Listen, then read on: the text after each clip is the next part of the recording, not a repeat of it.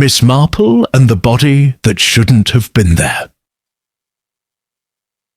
Chapter 1. The Garden Party. The afternoon sun cast dappled shadows across the perfectly manicured lawns of Greenwood Manor, where Mrs. Cordelia Ashworth's annual garden party was in full swing. The cream of Little Wickham society had gathered, as they did every third Saturday in June, to admire the prize-winning roses and engage in the sort of genteel conversation that masked a multitude of small-town secrets. Miss Jane Marple sat beneath a striped marquee, her knitting needles clicking rhythmically as she worked on what appeared to be a rather intricate baby blanket. To the casual observer, she seemed wholly absorbed in her stitches, but her sharp blue eyes missed nothing of the drama unfolding around her. "More tea, Miss Marple?" asked young Sarah Pemberton, the vicar's daughter, her cheeks flushed with the excitement of playing hostess-helper. "How kind, my dear," Miss Marple replied with a gentle smile. "Such a lovely party. Mrs. Ashworth has outdone herself once again." Indeed, Cordelia Ashworth had spared no expense. Crystal glasses caught the sunlight, laden tables groaned under the weight of delicate sandwiches and elaborate cakes, and the air was perfumed with the scent of her famous climbing roses. At 55, Mrs. Ashworth remained a handsome woman, though there was something brittle about her smile today, Miss Marple noticed. Something forced. "I do hope dear Hugh will make an appearance," Mrs. Ashworth was saying to Colonel Bantry, her voice carrying just a touch too loudly across the garden. "You know how devoted he is to the roses. Simply devoted."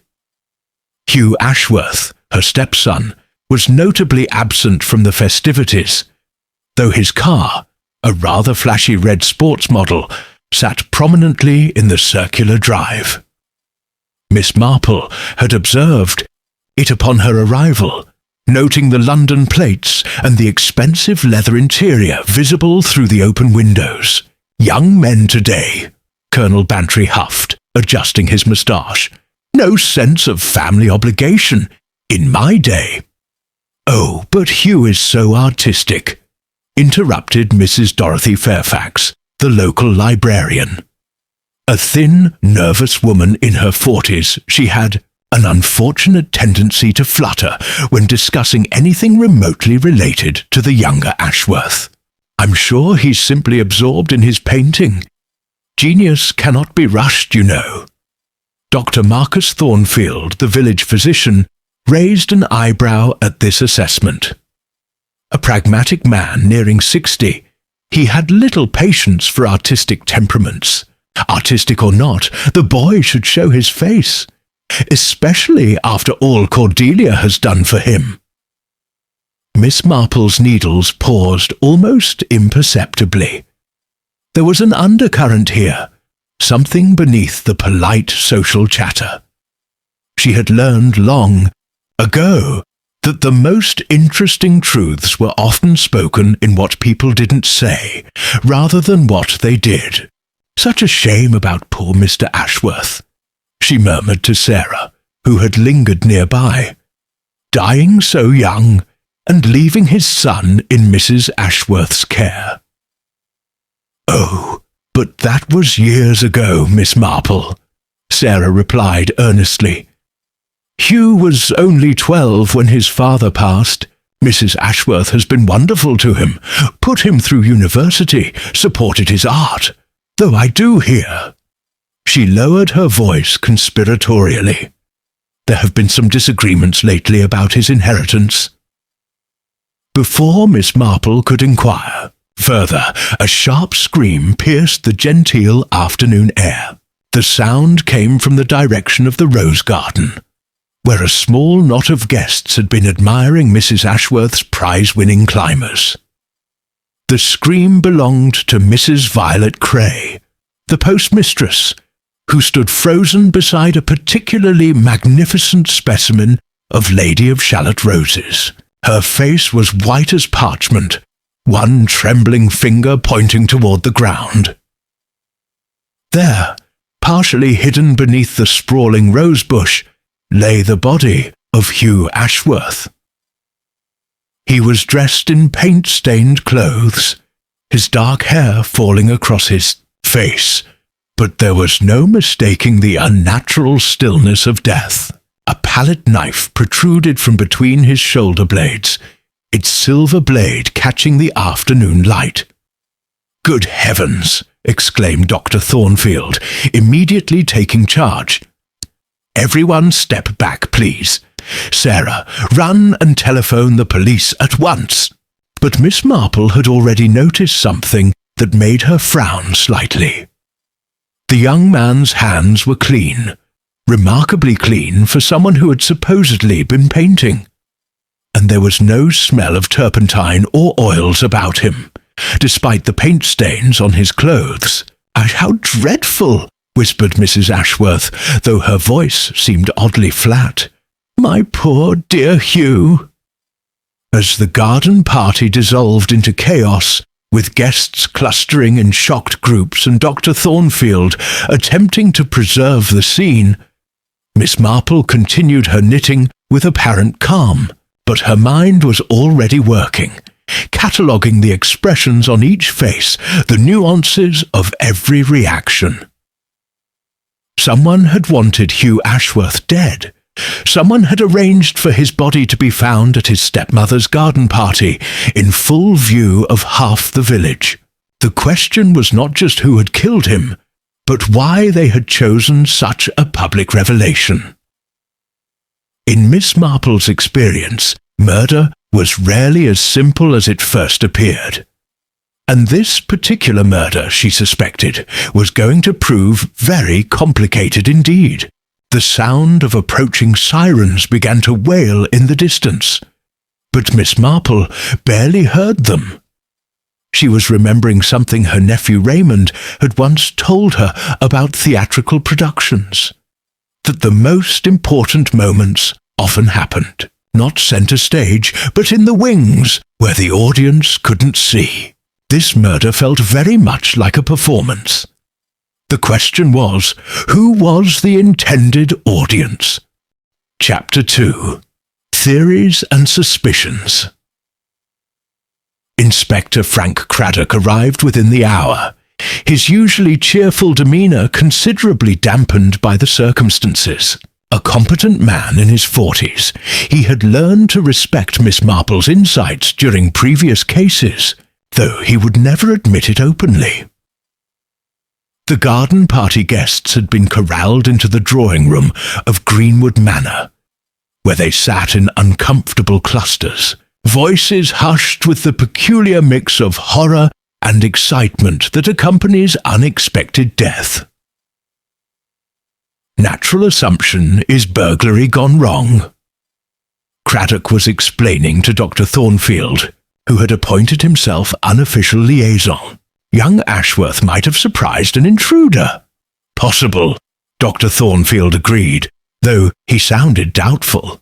But Hugh wasn't the sort to confront a burglar. Rather artistic type, you know. More likely to run than fight. Miss Marple, seated in a corner chair with her knitting, listened to the conversation with interest. She had managed to position herself where she could observe all the guests without appearing to do so. A skill refined through decades of village life. Mrs. Ashworth sat rigidly upright on the sofa, her hands folded in her lap with mechanical precision. She had shed no tears that Miss Marple had observed, though shock affected people differently. Still, there was something almost theatrical about her composure. "The poor dear is being so brave," murmured Mrs. Dorothy Fairfax to anyone who would listen. "Such a devoted stepmother, and after all she sacrificed for that boy." Colonel Bantry harumphed. Sacrifice? The boy lived like a lord. Never worked a day in his life, far as I could tell. Just played with his paints and spent Cordelia's money. "Art is work," Dorothy protested, her thin face flushing. Hugh had real talent. He was going to have an exhibition in London. He told me so just last week. This was news to Miss Marple, who filed it away carefully. She had noticed that Dorothy's devotion to Hugh seemed rather intense for a woman who claimed to barely know him. Exhibition, Colonel Bantry snorted. With whose money, I'd like to know. The boy was in debt up to his eyeballs. My stockbroker mentioned that Hugh had been asking about cashing in bonds that belonged to his father's estate. Mrs. Ashworth's composed facade cracked slightly. Hugh's financial affairs were his own concern, she said sharply. I don't appreciate gossip about my late stepson. Not gossip, the Colonel replied stiffly. Facts. The boy was bleeding money. Gambling debts, most likely, or worse. Inspector Craddock looked up from his notebook. Mrs. Ashworth, when did you last see your stepson alive? This morning at breakfast, she replied promptly. Hugh said he intended to work in his studio today. He often painted for hours without interruption. His studio being? The converted stable block behind the house. He's used it for years. Miss Marple's needles paused. If Hugh had been in his studio all day, how had he ended up dead in the rose garden? And why were his hands so remarkably clean? Young Sarah Pemberton spoke up suddenly.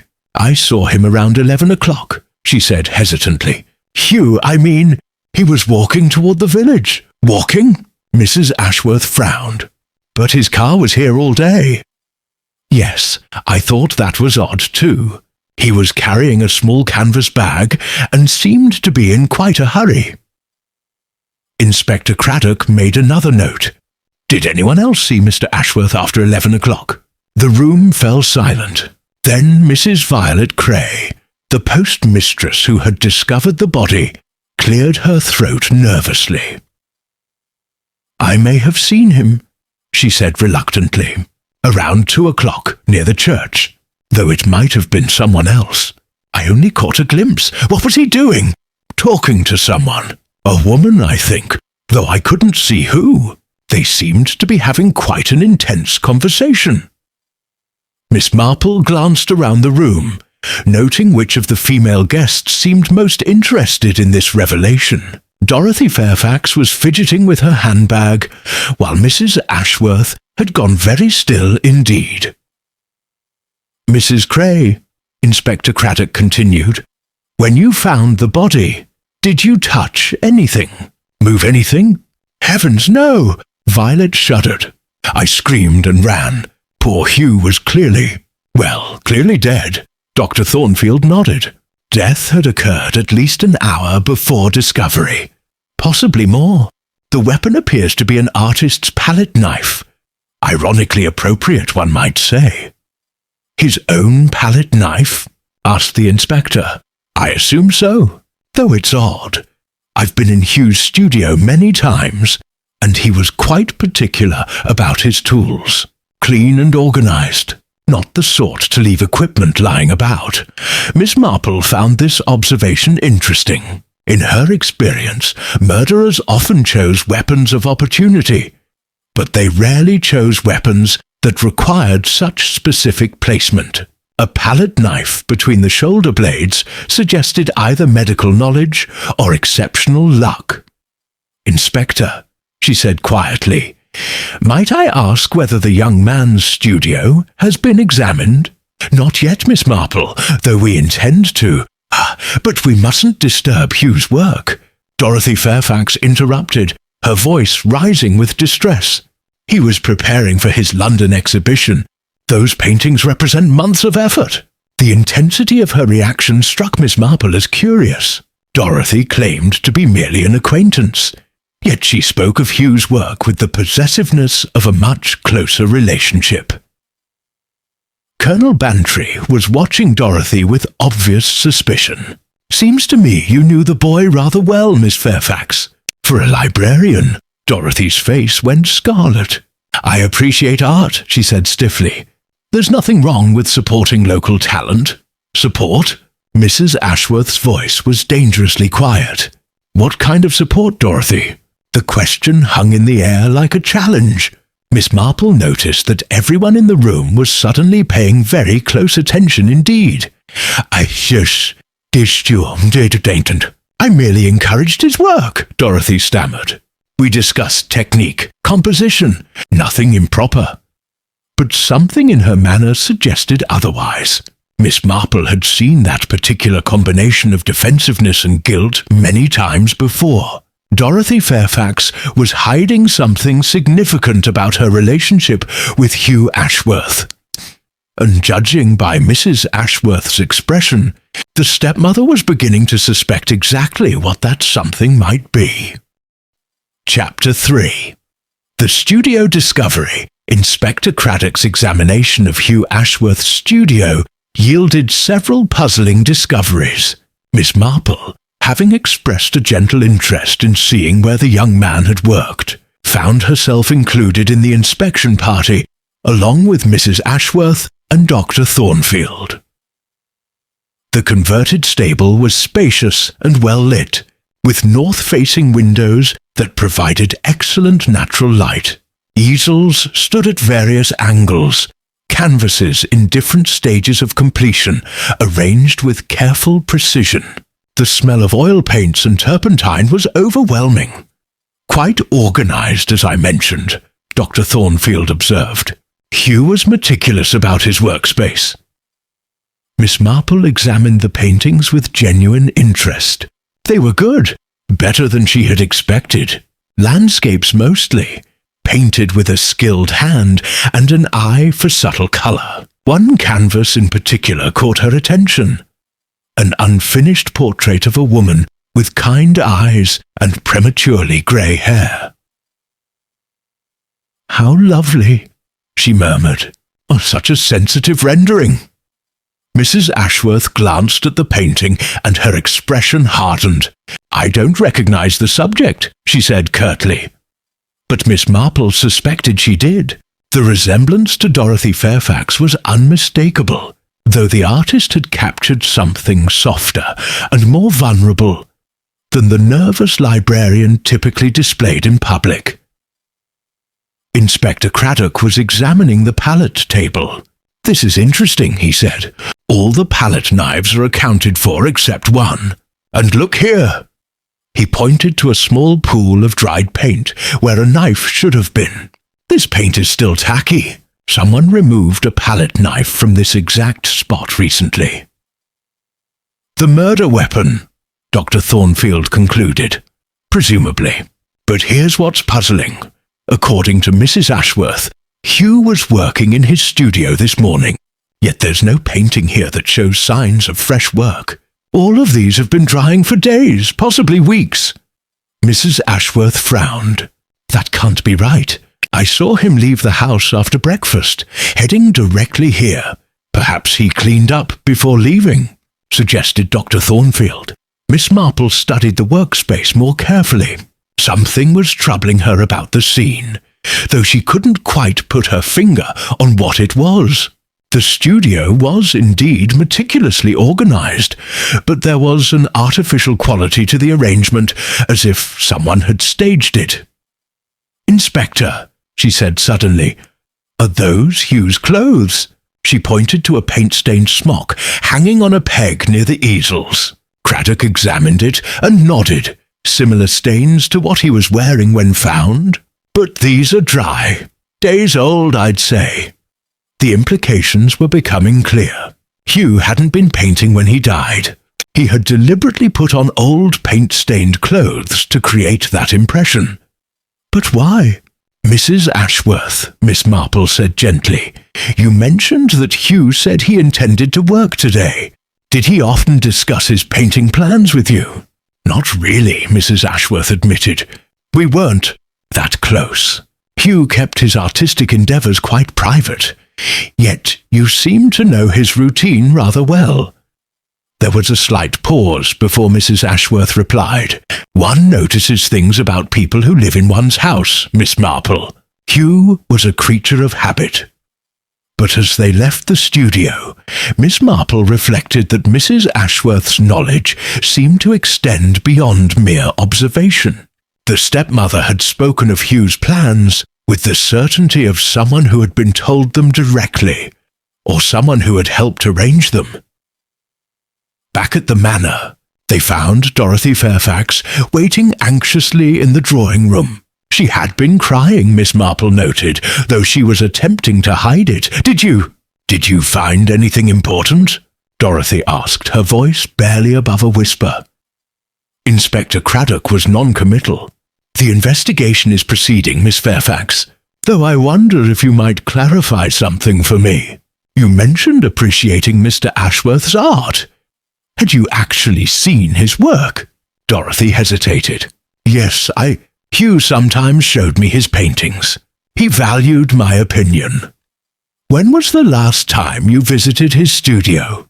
The question seemed to fluster her completely. We didn't—" "Miss Fairfax," Mrs. Ashworth said with icy clarity, "perhaps you should tell the inspector about your visits to my home while I was away in London last month." Dorothy went white. "Cordelia, I can explain." "I'm sure you can. Just as I'm sure you can explain why my housekeeper mentioned seeing you leave the studio on several occasions. Always when you thought Hugh was alone." The revelation hung in the air like an accusation. Miss Marple watched the interplay between the two women with growing understanding. This was about more than art appreciation. "It wasn't what you think," Dorothy said desperately. "Hugh and we were planning something wonderful. He was going to leave Little Wickham, make a fresh start in London.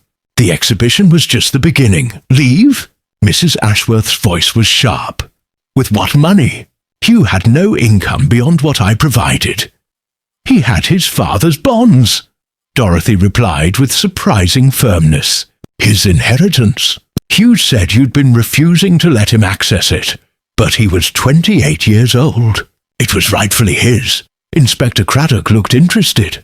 "Mrs. Ashworth, is this accurate? Did your stepson have access to his father's estate?" Mrs. Ashworth's composure finally cracked. "The boy was irresponsible," she snapped. "He would have squandered everything his father worked for. I was protecting his interests." "Or protecting your own," Dorothy said with uncharacteristic boldness. "You couldn't bear the thought of Hugh becoming independent, of him not needing you anymore." The accusation was delivered quietly, but it struck home. Mrs. Ashworth's face went rigid with anger. "How dare you?" she whispered. "How dare you suggest? Hugh was like a son to me. Everything I did was for his benefit." But Miss Marple noticed that Mrs. Ashworth's hands were trembling now, and there was something almost desperate in her protests. The perfect stepmother was not quite as perfect as she appeared. "Miss Fairfax," Inspector Craddock said carefully, "when you were planning this fresh start with Mr. Ashworth, had you set a specific date?" Dorothy nodded miserably.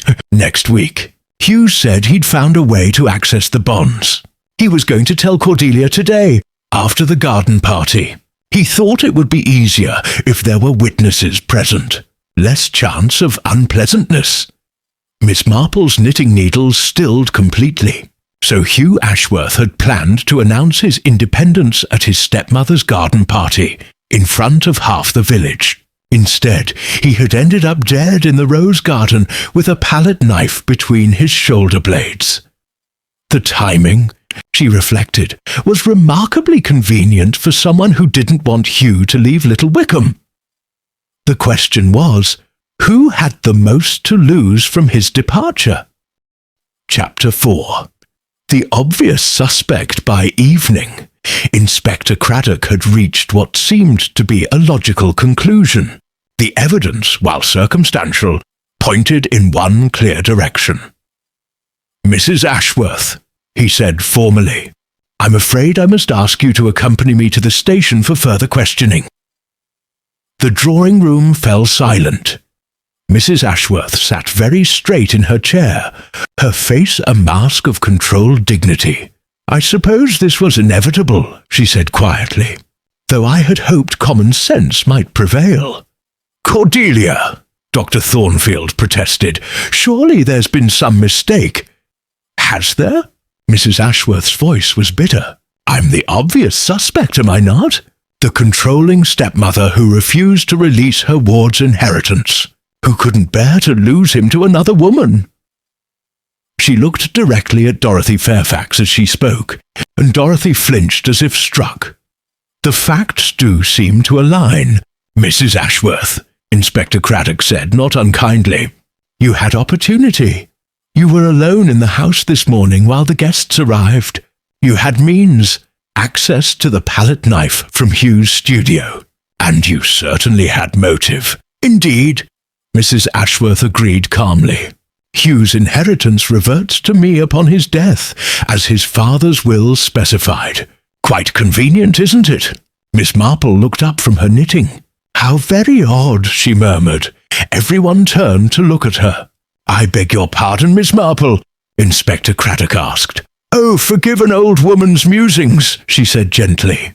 "It's just that in my experience, guilty people rarely point out their own motives quite so clearly. Usually they try to deflect suspicion, not embrace it." Mrs. Ashworth gave Miss Marple a sharp look. "Perhaps some people are simply tired of pretense."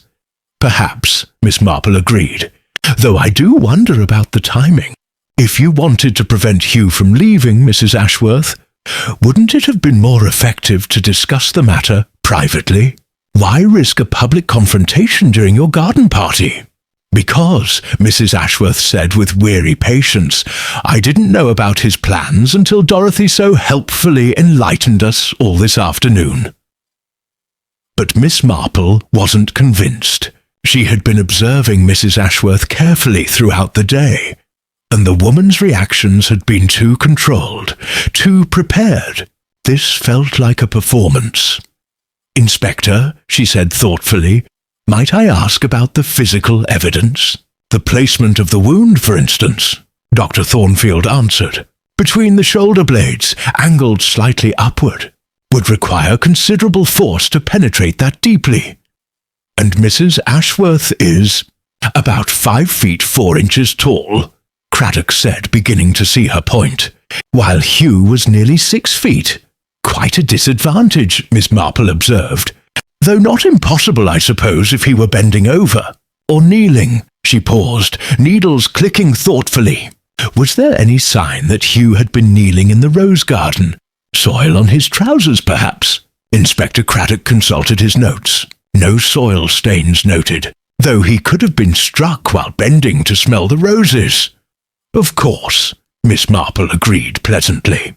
"Such beautiful roses. Mrs. Ashworth, you must be very proud of them. Do you tend them yourself?" The abrupt change of subject seemed to surprise Mrs. Ashworth. "Yes, mostly. Though I have help with the heavy pruning. How wise. Rose thorns can be quite vicious. I've noticed that most serious rose gardeners wear thick gloves as a matter of habit." Miss Marple's observation seemed innocuous enough, but Inspector Craddock found himself looking at Mrs. Ashworth's hands. They were smooth and unscratched, remarkably so for someone who claimed to do her own rose gardening. "Mrs. Ashworth," he said slowly, "when you discovered the body, did you touch anything? Move anything?" "Of course not. I'm not a fool, Inspector." "Yet you were remarkably composed for someone who had just found her stepson murdered." Mrs. Ashworth's mouth tightened. "Shock affects people differently. I've always prided myself on maintaining control in difficult circumstances." "Indeed you have," Miss Marple murmured. "Though I do wonder, if you were truly shocked by Hugh's death, wouldn't you have expected to find him in his studio? After all, that's where you said he intended to spend the day." The question hung in the air. Mrs. Ashworth opened her mouth to reply, then closed it again. "Unless," Miss Marple continued gently, "you already knew he wouldn't be there." Inspector Craddock was beginning to look uncomfortable. The case against Mrs. Ashworth had seemed straightforward, but Miss Marple's questions were highlighting inconsistencies he had overlooked.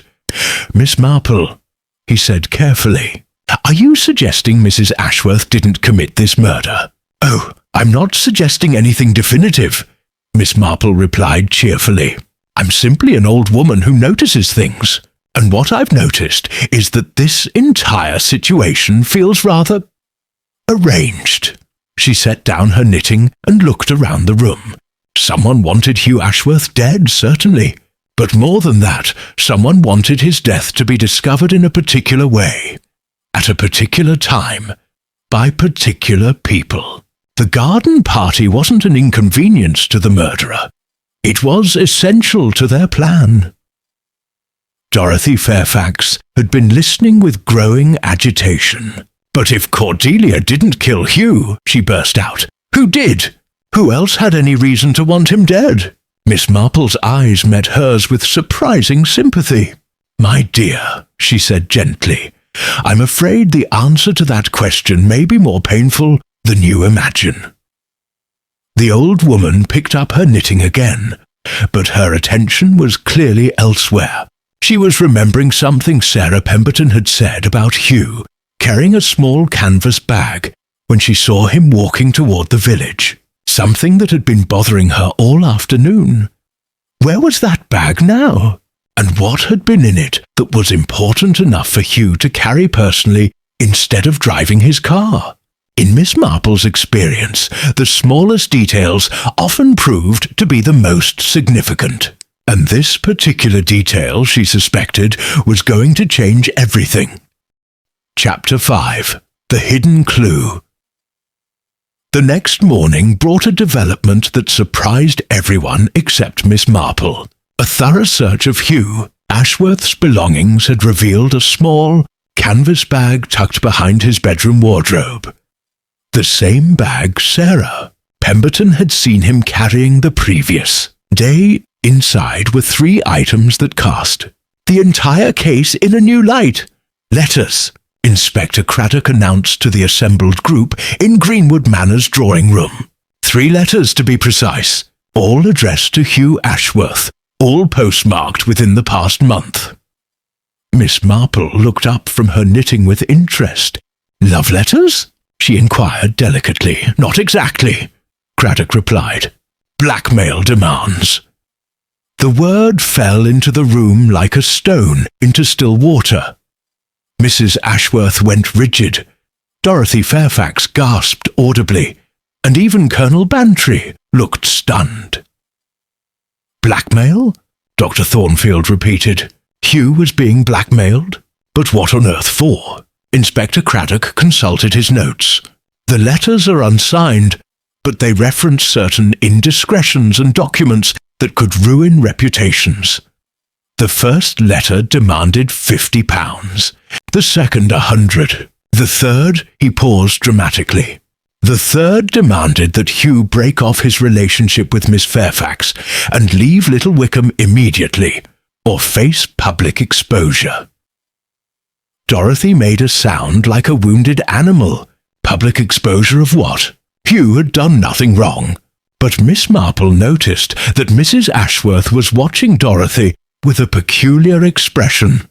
Not surprise, but something closer to calculation. "Miss Fairfax," Inspector Craddock continued, "were you aware that Mr. Ashworth was receiving threatening letters?" "No," Dorothy whispered. "He never mentioned, but that might explain." "Explain what?" "His behavior this past week. Hugh seemed anxious, distracted.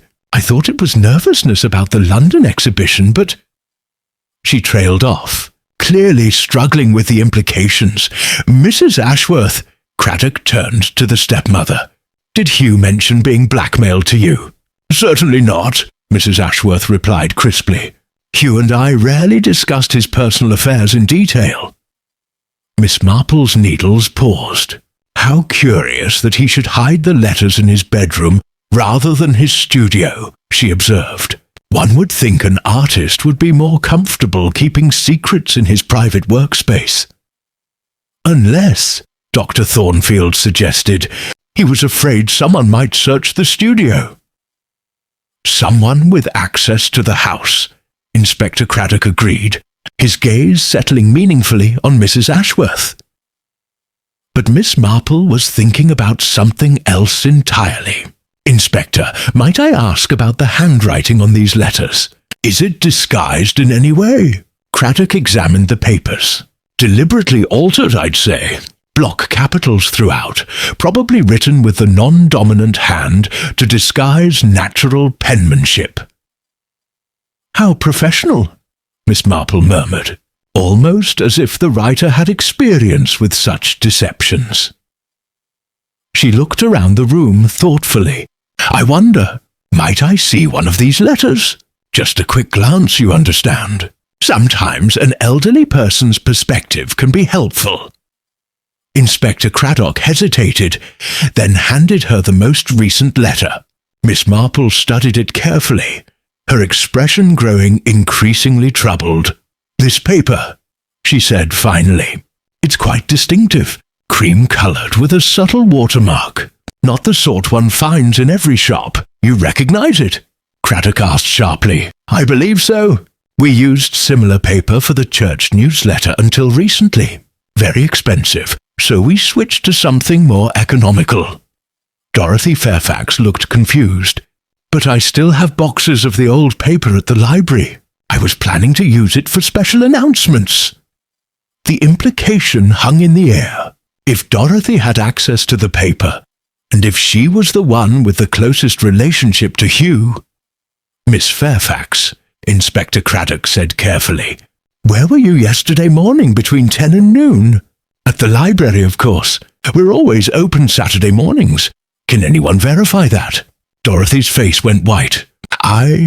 Mrs. Henderson usually comes in on Saturdays, but she was visiting her sister in the next village. I was alone most of the morning." Miss Marple watched Dorothy's growing distress with sympathy, but her attention was actually focused on Mrs. Ashworth, who had gone very still indeed. "Inspector," Miss Marple said quietly, "might I suggest we examine the library? If these letters were written there might be additional evidence." 20 minutes later, they stood in the small village library, with its neat rows of books and Dorothy's precisely organized desk. Inspector Craddock's search quickly revealed a typewriter, several pens, and, in the bottom drawer of Dorothy's desk, a box of cream-coloured paper, identical to that used for the blackmail letters. "I can explain," Dorothy said desperately. "Yes, I have the paper. Yes, I have access to the typewriter. But I didn't write those letters. Why would I blackmail Hugh to leave me when I wanted him to stay?" "It was a good point," Miss Marple acknowledged. "The logic didn't quite work. Unless," Inspector Craddock suggested, "you discovered something about Mr. Ashworth that changed your feelings about him. Something worth blackmailing him about." "Never," Dorothy said firmly. "I loved Hugh. There was nothing he could have done that would change that." Miss Marple believed her. The devotion in Dorothy's voice was genuine, and her distress at Hugh's death was clearly real. But someone had written those letters, and someone had used Dorothy's materials to do it. "Miss Fairfax," she said gently, "who else has access to the library after hours?" "Well, I suppose anyone with a key. There's myself, the chairman of the library committee, the cleaning lady." "And the chairman of the library committee would be?" Dorothy looked surprised by the question. "Why, Mrs. Ashworth, of course. She's been chairman for years." The silence that followed was profound. Mrs. Ashworth's face had gone completely expressionless, but Miss Marple could see the rapid calculation behind her eyes. "Cordelia," Dr. Thornfield said uncertainly, "you have a key to the library." "Of course I do," Mrs. Ashworth replied with forced calm. "As Dorothy said, I'm the chairman. It's a perfectly normal arrangement." "Normal, yes," Miss Marple agreed pleasantly. "Though it does raise interesting possibilities, doesn't it? If someone wanted to implicate Miss Fairfax in blackmail, using her own materials and workspace would be quite clever." She paused, studying the blackmail letters again. "I wonder," Might there be fingerprints on these papers? Or perhaps samples of the typewriter ribbon for comparison? Inspector Craddock was already reaching for his telephone. Modern forensic methods might well reveal which hands had actually composed these threatening letters, but Miss Marple suspected they wouldn't need to wait for scientific confirmation. Mrs. Ashworth's perfectly controlled facade was beginning to crack, and when it finally shattered, the truth would be impossible to hide. The question was, what had Hugh Ashworth done to deserve blackmail in the first place? And why had his stepmother been so desperate to drive him away from Dorothy Fairfax? The answer, Miss Marple believed, lay in the one place they hadn't yet thoroughly examined, Hugh's paintings themselves. Chapter 6. Secrets in Plain Sight.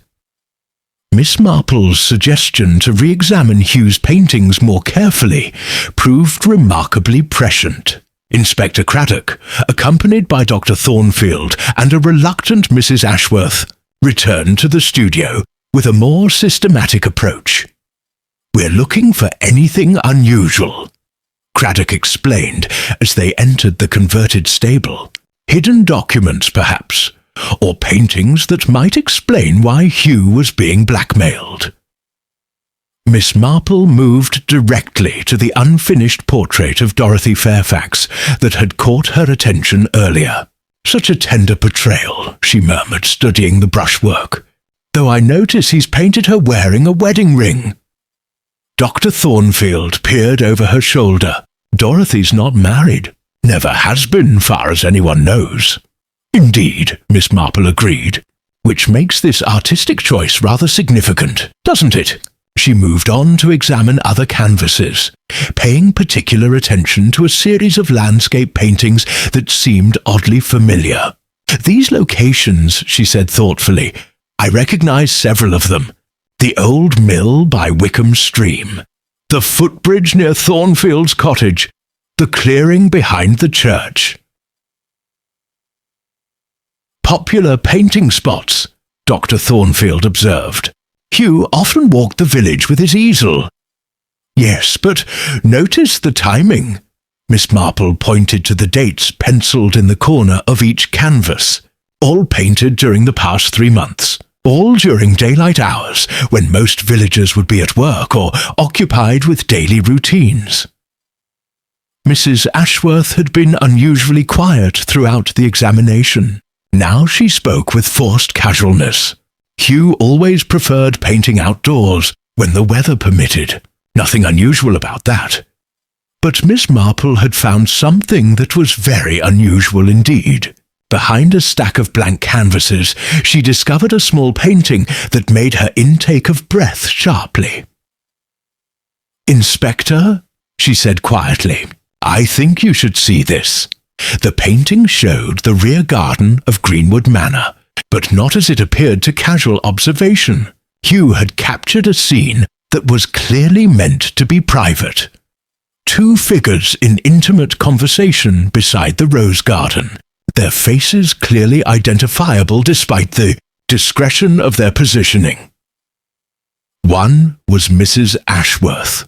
The other was Dr. Thornfield. The implications were immediately apparent to everyone present.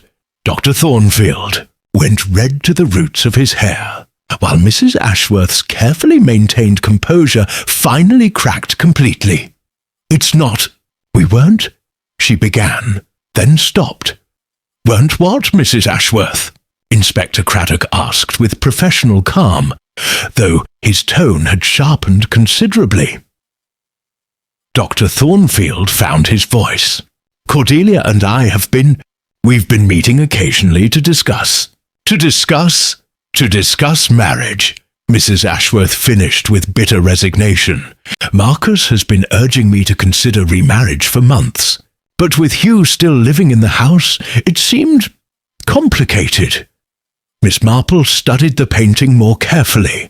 The level of detail suggested Hugh had observed this scene multiple times, probably from his studio window, which overlooked that section of the garden. "More than observed, documented." "Inspector," she said thoughtfully, Might I suggest we look for more paintings of this nature? I suspect Hugh was rather more observant than anyone realized. Their systematic search revealed a troubling pattern.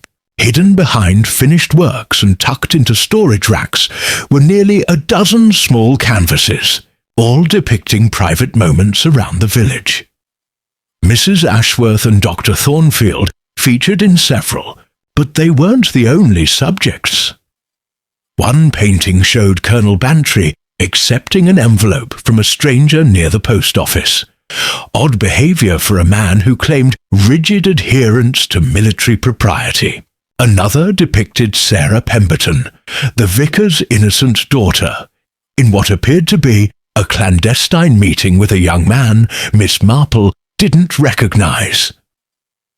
Good heavens, Dr. Thornfield breathed. Hugh was spying on the entire village. Not spying, Miss Marple corrected gently. Blackmailing. These paintings weren't artistic studies, they were evidence. The revelation cast Hugh Ashworth in an entirely different light, far from being the innocent victim of someone else's blackmail scheme. He had been systematically documenting his neighbor's secrets, presumably for financial gain. But the letters we found, Inspector Craddock protested, the ones demanding he leave Dorothy and quit the village, were written by someone who discovered what Hugh was doing. Miss Marple concluded. Someone who realized they were being watched and documented. Someone who decided to turn the tables. Mrs. Ashworth sank onto a paint-stained stool, her face ashen. I found one of the paintings 3 weeks ago, she admitted quietly. The one of Marcus and myself. Hugh had left it propped against his easel, where I couldn't help but see it when I brought him his tea. And, Craddock prompted, he claimed it was just artistic observation, said he'd been practicing figure composition, and we happened to be convenient subjects. But his manner was knowing, calculating. Dr. Thornfield was staring at the painting of himself and Mrs. Ashworth with horrified fascination. You think he was planning to blackmail us? But we've done nothing wrong, haven't you? Miss Marple asked gently. Dr. Thornfield, you're a widower of barely 2 years. Mrs. Ashworth is a widow who has devoted herself to caring for her stepson. From the outside, secret romantic meetings might appear premature, unseemly even. She paused, studying their faces. And if Hugh was indeed planning to access his father's bonds and leave for London, he would have needed money for expenses, money that could be obtained by threatening to expose his stepmother's private affairs to village gossip. The scenario was becoming clearer. Hugh hadn't been the victim of blackmail. He had been the perpetrator. The letters demanding his departure had been written by someone who discovered his scheme and decided to protect themselves and others. But that still left the central question. Who had killed him, and why? Miss Marple glanced around the studio one more time, her attention caught by something she had missed before. Near the window overlooking the garden was a small table with what appeared to be a guest book or journal. Might I? She asked Inspector Craddock, who nodded.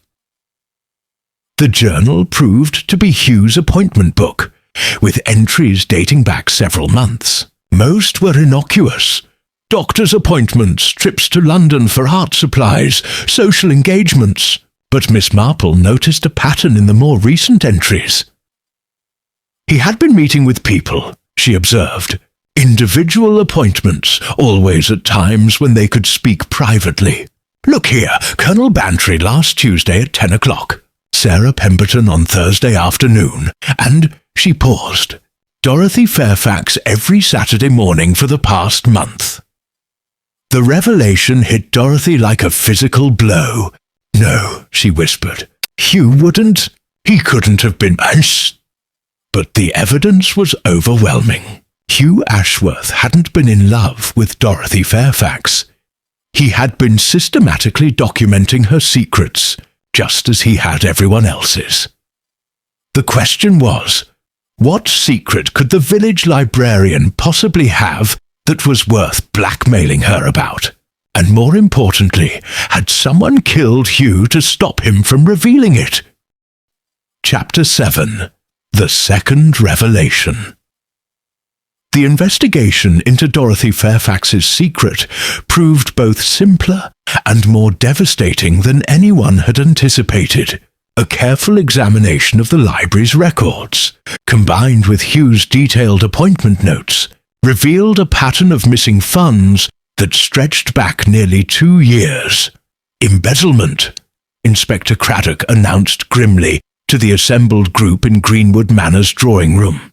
Small amounts, carefully taken from various library accounts, book purchase funds, maintenance money, donations for the children's reading program. Dorothy sat rigid in her chair, her face a mask of misery. "I never meant for it to go so far," she whispered.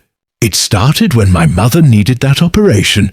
The doctors said it wasn't serious enough for the National Health Service to prioritize, but she was in such pain."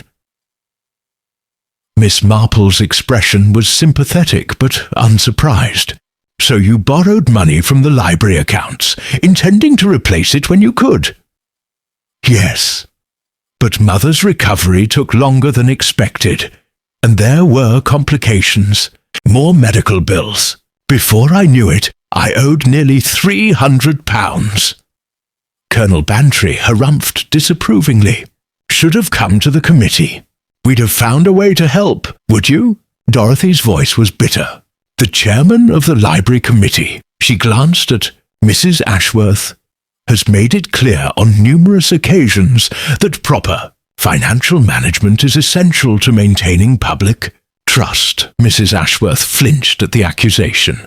"Dorothy, I never meant, didn't you? Every committee meeting for the past 2 years, you've lectured us about fiscal responsibility, about how public servants must be above reproach, how any hint of financial impropriety would destroy the library's reputation." The personal history between the two women was becoming clearer. Dorothy's devotion to Hugh hadn't been romantic naivety. It had been desperate gratitude to someone who offered her a way out of her predicament. Hugh discovered the missing money, Inspector Craddock continued. His appointment book shows he met with Dorothy every Saturday morning, ostensibly to discuss library business. But according to our examination of the records, those meetings began exactly when the embezzlement became large enough to be noticeable. "He said he wanted to help," Dorothy said miserably. "Hugh claimed he understood financial pressure, said his stepmother controlled his inheritance so tightly he barely had pocket money. He offered to lend me the money to replace what I'd taken." Dr. Thornfield frowned. "But if Hugh was helping you, why would he also be documenting your meetings in those paintings?" The answer came from Miss Marple, who had been studying Hugh's appointment book with growing understanding. "Because Hugh wasn't helping Dorothy at all," she said quietly. "He was controlling her, making her dependent on him by offering salvation with one hand, while documenting evidence of her crimes with the other." She turned to Dorothy with genuine sympathy. "My dear, when Hugh suggested you run away to London together, did he also suggest you should bring any remaining library funds? For travel expenses, perhaps?" Dorothy's sob was answer enough. Hugh's plan had been diabolically simple. Convince Dorothy to steal enough money to make her a genuine criminal, then use her desperation to secure both a companion and additional funds for his London venture. So Dorothy had every reason to want Hugh dead, Inspector Craddock observed. He was destroying her life systematically. "But she didn't kill him," Miss Marple said with quiet certainty. Everyone turned to stare at her. "Miss Marple?" Craddock prompted. "Think about the timing, Inspector." Dorothy believed Hugh was offering her salvation. She was preparing to leave with him next week, finally escaping both her financial troubles and her guilt. Why would she kill him just before her problems were solved? She paused, needles clicking thoughtfully. No, Dorothy is another victim here, not the perpetrator. The real murderer is someone who understood Hugh's game completely. Someone who knew that exposing his blackmail scheme wouldn't be enough. That Hugh would simply find new victims, new sources of income. Miss Marple looked around the room, her gaze settling on each person in turn. Someone who realized that Hugh Ashworth would never stop, that the only way to protect the village and themselves was to stop him permanently. Mrs. Ashworth had gone very pale during this recitation. "Miss Marple," she said carefully, "are you suggesting—" "I'm suggesting that we examine the final piece of evidence," Miss Marple replied calmly. "The blackmail letters that were supposedly sent to Hugh. Inspector, might I see them again?" Craddock handed over the letters, and Miss Marple studied them with the careful attention she might give to a particularly complex knitting pattern. "These letters puzzle me," she said finally.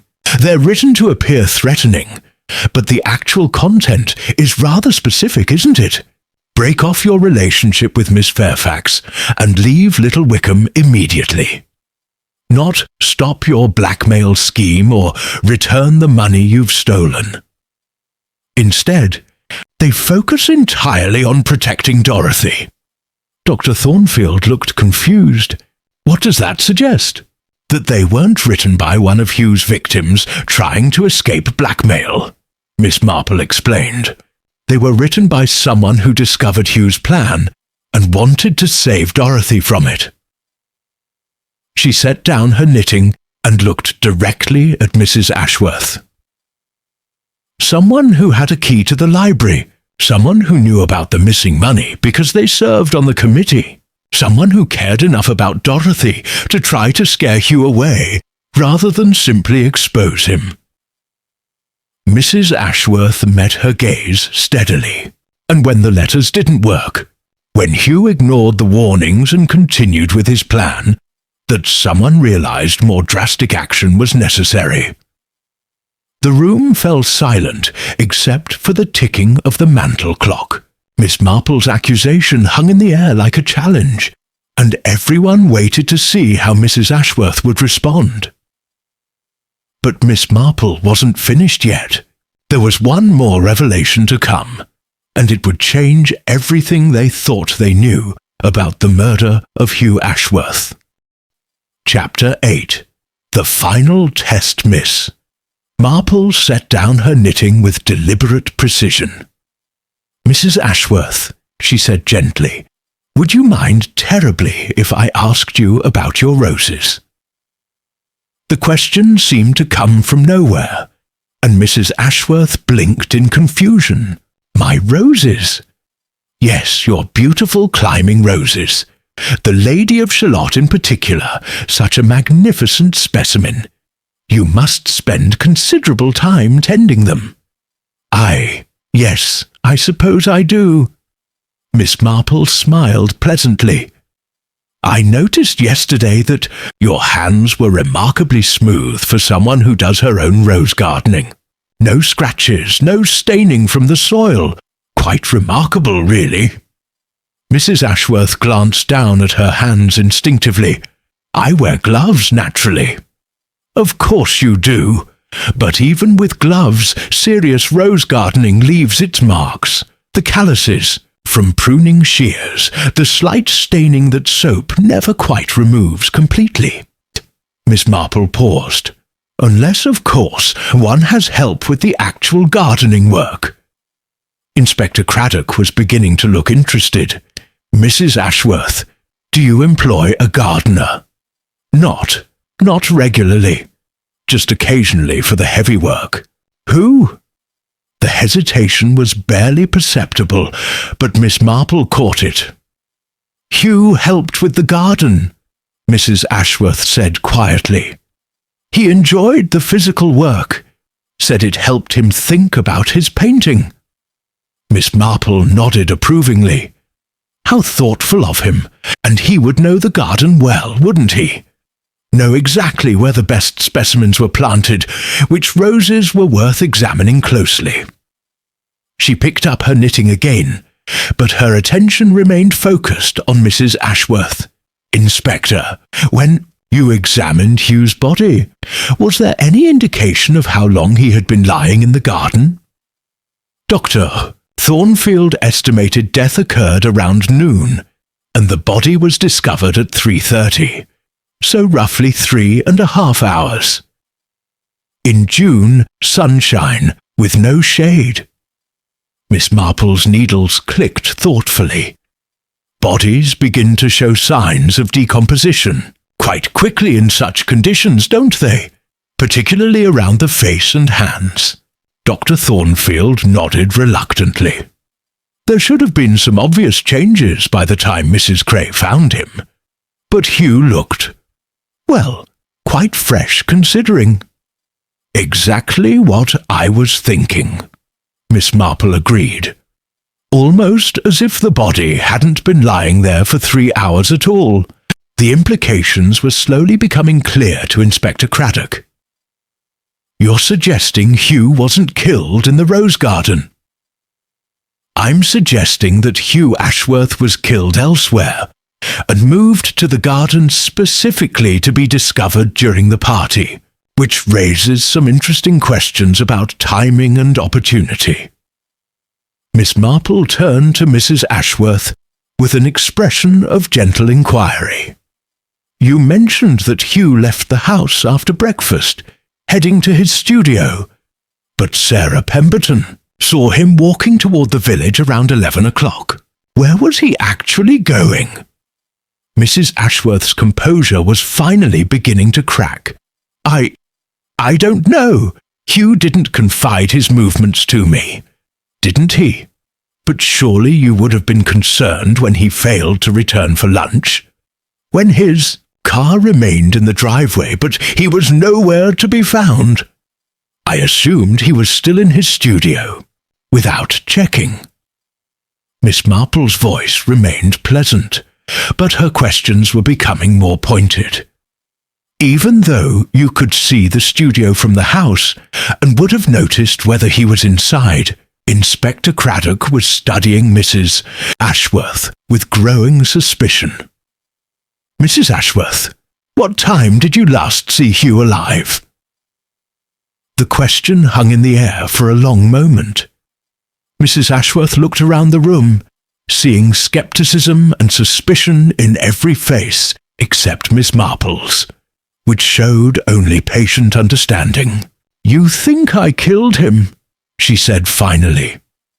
"I think," Miss Marple said gently, "that you discovered Hugh's blackmail scheme and tried to stop it the only way you knew how.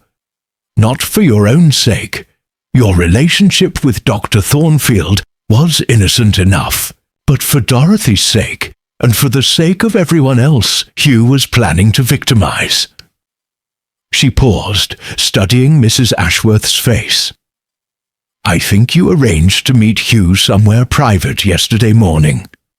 Perhaps you told him you'd decided to release his inheritance, or that you wanted to discuss his future plans. And when you confronted him about the blackmail, he laughed," Mrs. Ashworth whispered. "When I showed him the paintings I'd found, when I accused him of what he was doing, he actually laughed." The confession came pouring out in a rush, as if a dam had finally burst. He said I was naive to think anyone would believe Dorothy was innocent. Said he had enough evidence to send her to prison for embezzlement, and if I tried to interfere, he'd make sure everyone knew about my indiscretions with Marcus. Thornfield made a sound of protest, but Mrs. Ashworth continued without pausing. He said the village needed to learn what happens to people who think they're better than they are. That he was tired of pretending to be grateful for charity when he was entitled to so much more. Miss Marple nodded sadly. "And that's when you realized that reasoning with him was impossible." "I didn't plan it," Mrs. Ashworth said desperately. "We were in his studio, arguing. Hugh grabbed a palette knife and waved it at me, saying he'd paint my portrait next. The hypocritical stepmother, he called it. We struggled, and somehow—" She stopped, unable to continue. "The knife ended up in Hugh's back." Inspector Craddock finished grimly. Mrs. Ashworth nodded miserably. It was self-defence, truly. But who would believe me? Hugh was young and strong, and I'm just an aging widow with too many secrets. Miss Marple's expression was infinitely compassionate. So you moved the body to the rose garden and went ahead with the party as if nothing had happened. I thought if Hugh was found during the party with so many suspects present, the police would never be able to prove. She trailed off, realizing how cold and calculated her actions sounded. But Miss Marple understood the deeper motivation. You weren't just protecting yourself, were you? You were protecting everyone Hugh had been blackmailing. Dorothy, Colonel, Bantry, young Sarah Pemberton, and others we probably haven't discovered yet. The old woman's insight cut through Mrs. Ashworth's remaining defences. He was going to destroy so many lives, she whispered. All for money he didn't even need. His father's estate would have supported him comfortably for years. Inspector Craddock was reaching for his handcuffs, but Miss Marple held up a gentle hand. Inspector, might I suggest that the circumstances warrant careful consideration? Mrs. Ashworth has been honest about what happened, and her motives, while misguided, were not entirely selfish. She looked around the room at the faces of Hugh's intended victims. Sometimes, she said quietly, justice is more complicated than simple guilt and innocence. But even as she spoke, Miss Marple knew that Mrs. Ashworth would have to face the consequences of her actions. The law was clear, regardless of the moral complexities involved. The real tragedy, she reflected, was that it had come to this at all. If Hugh had been raised with better values, if the village had been more supportive of Dorothy's troubles, if people had been more honest about their human failings. But such speculation was useless now. The damage was done, and all that remained was to pick up the pieces and try to heal. Chapter 10. Aftermath 6 months later, Miss Marple sat in her cottage garden, working on a new piece of knitting while reflecting on the events that had shaken Little Wickham to its foundations. Mrs. Cordelia Ashworth had been tried for manslaughter rather than murder, thanks largely to the testimony about Hugh's systematic blackmail scheme and the psychological torment he had inflicted on his victims. The jury, composed largely of people who understood the pressures of small-town life, had recommended mercy. She had received a suspended sentence and been required to perform community service, which she had chosen to fulfill by reorganizing the village library's financial systems and helping Dorothy Fairfax recover from her ordeal. Dorothy herself had made full restitution to the library accounts using Hugh's unexpected bequest, and had been quietly allowed to keep her position after a period of probation. The experience had changed her, making her both more cautious and, paradoxically, more confident in her own worth. Dr. Thornfield and Mrs. Ashworth had married quietly in the spring, a small ceremony attended only by close friends. The scandal of Hugh's death had, if anything, brought them closer together, forcing them to be honest about their feelings rather than hiding behind social conventions. Colonel Bantry had never revealed what secret Hugh had been documenting, but he had become notably more humble and less prone to pontificating about military honour. Some burdens, Miss Marple reflected, were best carried privately. Young Sarah Pemberton had confided that Hugh's evidence against her was merely a romantic friendship with a young man her father disapproved of, hardly scandalous by modern standards, but potentially embarrassing for a vicar's daughter. She and the young man had since become engaged, with her father's blessing. As for Hugh's London bank account, investigation had revealed it was funded by the systematic sale of family heirlooms from Greenwood Manor, items he had been stealing and disposing of for years while maintaining the fiction of being financially dependent on his stepmother. Miss Marple's contemplation was interrupted by the arrival of Inspector Craddock, who had developed a habit of stopping by for tea when his duties brought him through Little Wickham.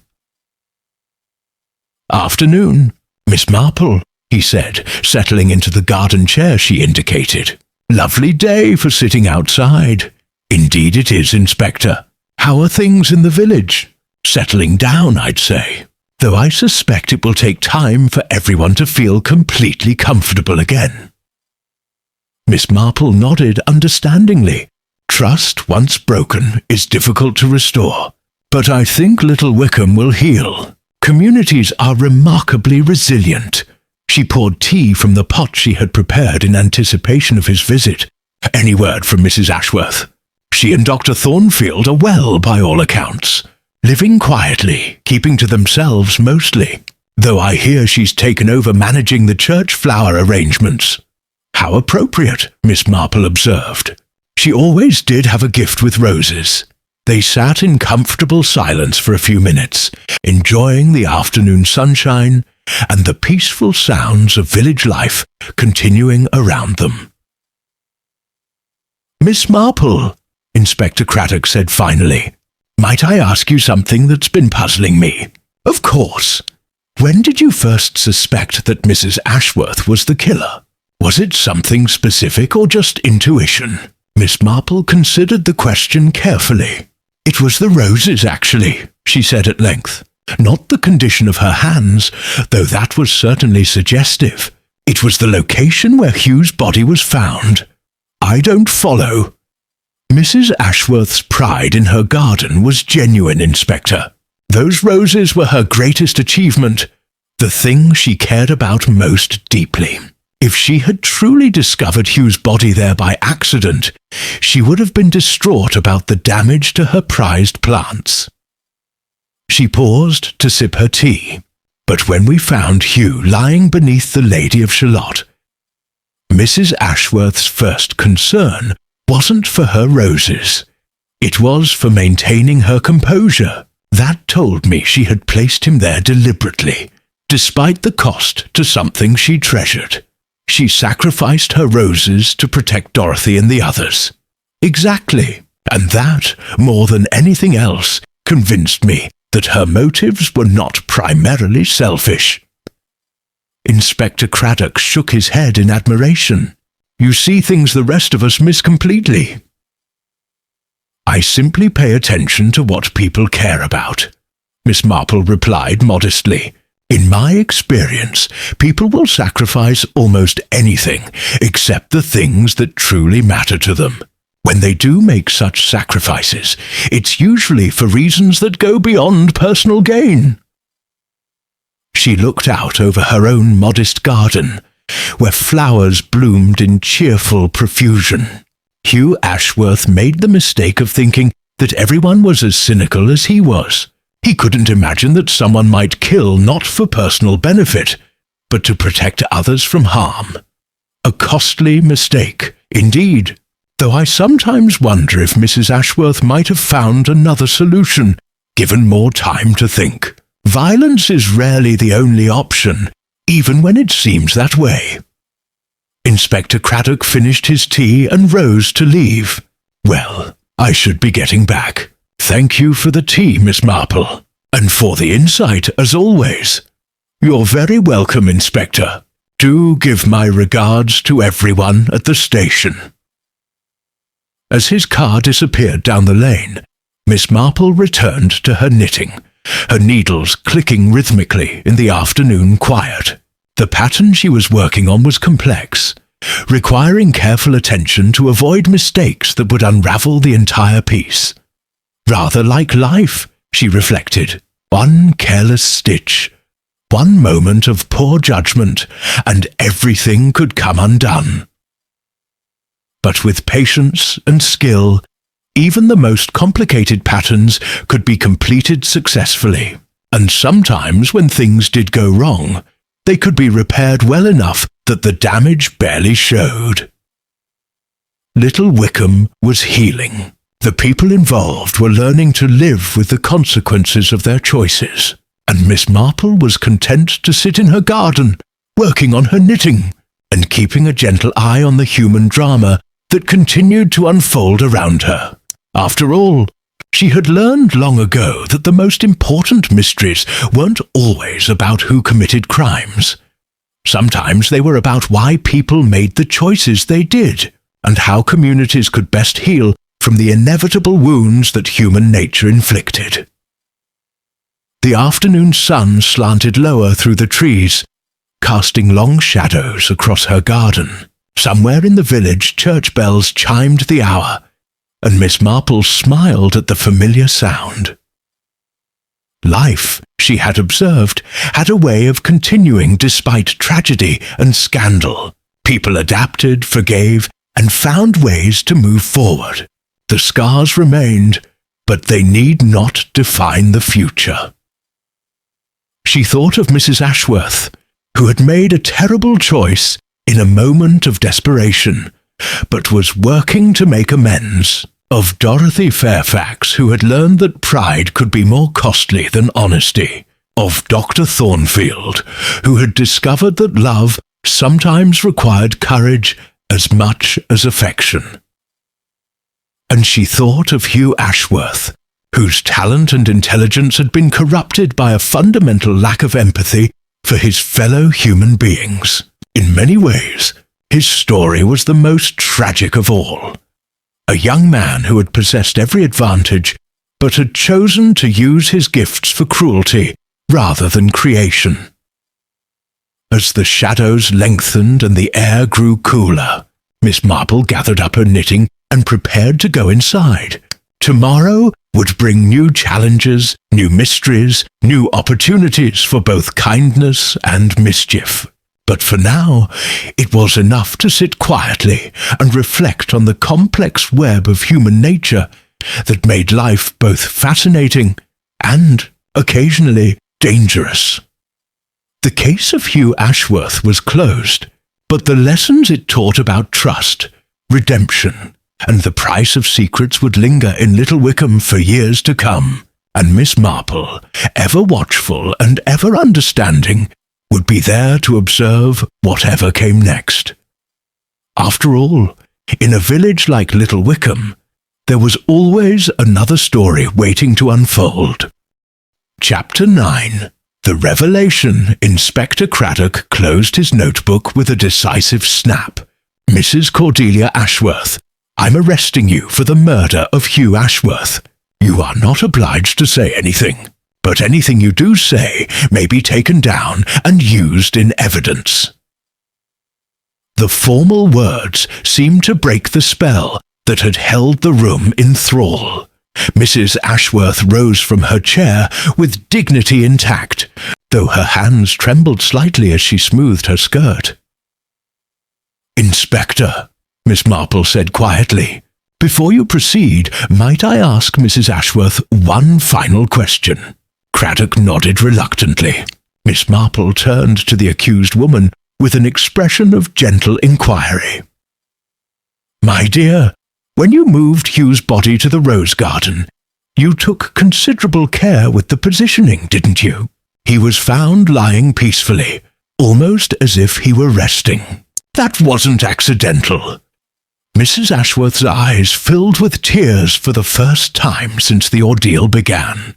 Hugh was, despite everything, he was still the little boy I helped raise after his father died. I couldn't leave him crumpled on the studio floor like discarded rubbish. Of course not, Miss Marple agreed with infinite understanding.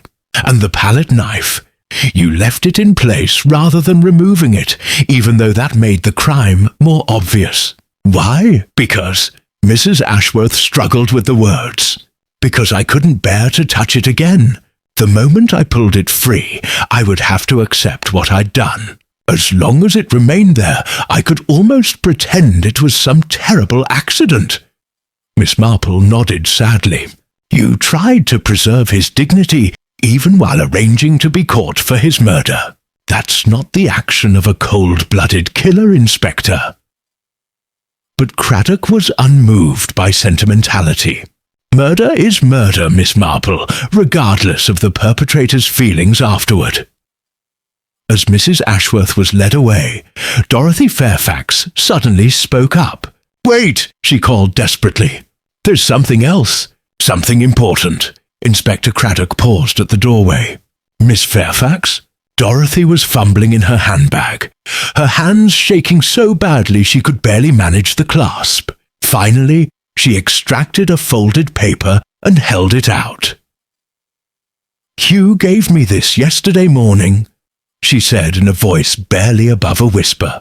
"He said it was a surprise, something to secure our future together. I was so frightened by everything that's happened, I forgot about it completely." Inspector Craddock unfolded the paper, and his expression changed immediately. "This is a bank draft," he announced, "made out to Dorothy Fairfax for £300, dated yesterday, signed by Hugh Ashworth." The revelation stunned everyone in the room. £300 was exactly the amount Dorothy had embezzled from the library accounts. "But that's impossible," Dr. Thornfield protested. "Hugh had no access to that kind of money. Cordelia controlled his inheritance completely."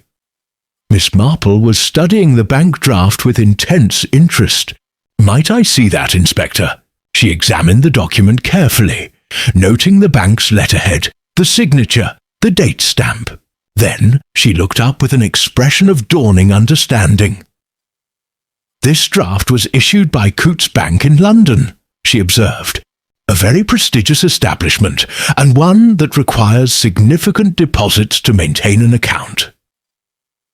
She turned to Mrs. Ashworth, who was watching from the doorway with obvious confusion. "My dear, did Hugh ever mention having his own bank account? One separate from his allowance arrangement with you?" "No," Mrs. Ashworth replied slowly. "Hugh always complained that I kept him on too tight a financial leash. He said he could barely afford art supplies, let alone maintain a London bank account." But Miss Marple was remembering something Colonel Bantry had mentioned the day before. "Inspector, yesterday the Colonel mentioned that Hugh had been inquiring about cashing in bonds from his father's estate. What if Hugh had already found a way to access some of that inheritance? The implications were staggering. If Hugh had his own money, his own bank account, his own financial independence, then his blackmail scheme wasn't motivated by desperation. It was motivated by something much darker. "Greed," Dr. Thornfield said quietly, voicing everyone's thoughts. "Pure, simple greed," but Miss Marple shook her head. "Not greed, Doctor. Control.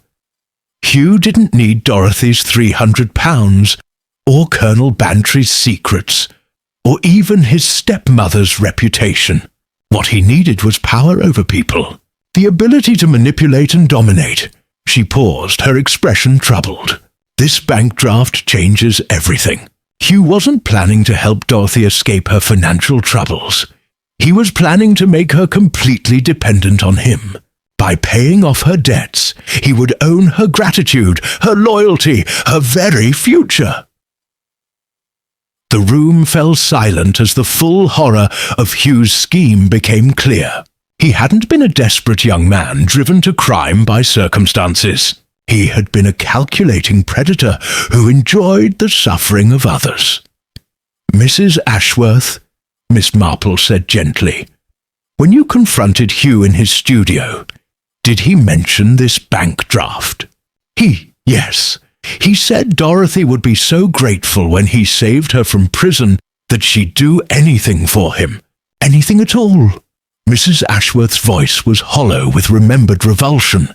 "He described it as an investment in future entertainment." Inspector Craddock looked deeply disturbed. "Entertainment?"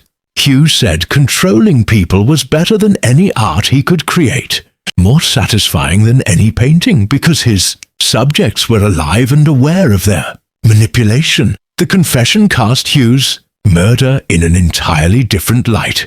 Mrs. Ashworth hadn't killed a troubled young man driven to desperate measures. She had killed a sadistic predator who took pleasure in psychological torture, Inspector, Miss Marple said quietly. I wonder if this new information might affect the charges against Mrs. Ashworth. Craddock was clearly struggling with the moral complexities of the case. The law is clear, Miss Marple, regardless of the victim's character. Of course, she agreed. But surely the circumstances warrant consideration. A jury will need to understand exactly what kind of threat Hugh represented to the community. She looked around the room at the faces of Hugh's intended victims. Sometimes, she said softly, the most dangerous predators are those who appear most harmless. Hugh Ashworth looked like a struggling artist. He acted like a devoted stepson. But underneath, she didn't need to finish the sentence. Everyone present understood what Hugh had really been, and what Mrs. Ashworth had saved them from. The question now was whether justice could accommodate such moral complexity, or whether the law would demand its pound of flesh, regardless of the circumstances.